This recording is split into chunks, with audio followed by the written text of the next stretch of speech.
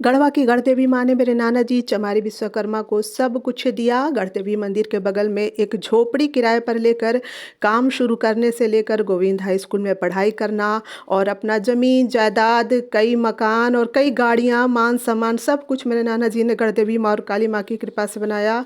65 वर्षों की उनकी मेहनत, खून पसीनों की कमाई, सारी संपत्ति छीन भी गई, लेकिन अब चमारी विश्वकर्मा किराए के मकान में रहने को मजबूर हैं। फिर भी माँ गढ़देवी और माँ काली के प्रति उनकी जो आस्था है, प्रेम है, जो मोह है, जो ममता है, वो बरकरार है। खराब स्वास्थ्य और चलने फिरने में लाचारी के बावजूद महाअष्टमी को गढ़देवी माँ और काली माँ के दर्शन पूजन की अपनी 60 वर्षों की परंपरा को निभाने के लिए इस वर्ष भी चमारी विश्वकर्मा ने गढ़देवी मंदिर में जाने की इच्छा जताई, जहाँ मैं उनको लेकर गई।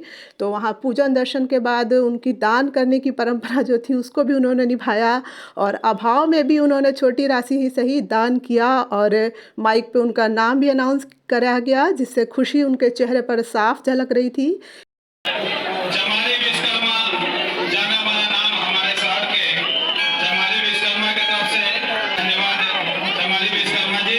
इसके बाद गढ़देवी मंदिर से वापिस आने के क्रम में रंका मोड़ पर बैद्यनाथ तिवारी जी के पूजा पंडाल में नाना जी दर्शन करते हैं, तो वहाँ उन्होंने दर्शन पूजन किया और इसके बाद काली मंदिर में माता काली के दर्शन किया और वहीं पर जो पंडाल में माँ दुर्गा की जो प्रतिमा और जो वहाँ पे पूजन चल रहा था वहाँ आशीर्वाद लिया।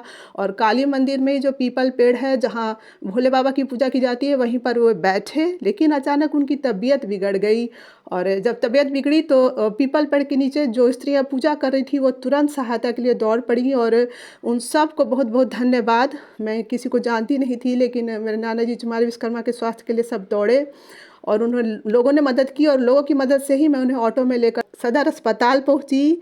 रविवार होने के कारण एक ही डॉक्टर उपलब्ध थे और मरीजों की लंबी भीड़ थी। खैर 1 घंटे के जद्दोजहद के बाद इलाज शुरू हुआ।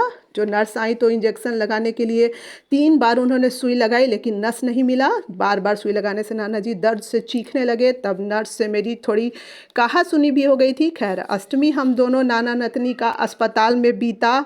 शाम हो चुकी थी तो मैंने सोचा कि अब घर में जो मैंने अखंड दीपक लगाया था वो तो बुझ चुका होगा, क्योंकि घर में कोई और नहीं था बाती ठीक करने और घी डालने के लिए। लेकिन अस्पताल से देर शाम को छुट्टी मिल गई और नाना नतनी हम लोग जब घर पहुँचे तो देखा कि माता रानी की कृपा से जो अखंड दीपक था वो प्रज्वलित था। और अष्टमी को तो मेरी कन्या पूजन नहीं हो सकी, लेकिन माता की कृपा से नवमी को एक कन्या मिल गई और मैंने आशीर्वाद लिया। 10वीं को नाना जी ने फिर से इच्छा व्यक्त की कि वो नवादा मोड़ से दुर्गा जी की मूर्ति आ रही है तो वो ट्रैक्टर को रुकवाया जाए, जिससे कि वो विसर्जन की आरती कर सके। ये भी उनकी परंपरा है। तो हम लोग सड़क के किनारे बैठे रहे और जब मूर्ति आई तो 6:15 बजे शाम को करीब मूर्ति आई 10वीं को और नाना जी ने बहुत खुश होकर दुर्गा माँ का विसर्जन आरती किया। और नाना जी ने तब एक बड़ी बात कही थी कि धन और रिश्तों ने तो धोखा दे दिया, लेकिन माँ गढ़देवी और माँ काली का आशीर्वाद हमेशा साथ रहा। तो ये ब्लॉग सुनने के लिए आप सबका धन्यवाद। और मॉरल ऑफ द स्टोरी यही है कि जीवन में धन और पुत्र भले साथ छोड़ दें, लेकिन भगवान हमेशा साथ निभाते हैं। जय गढ़देवी माँ, जय काली माँ।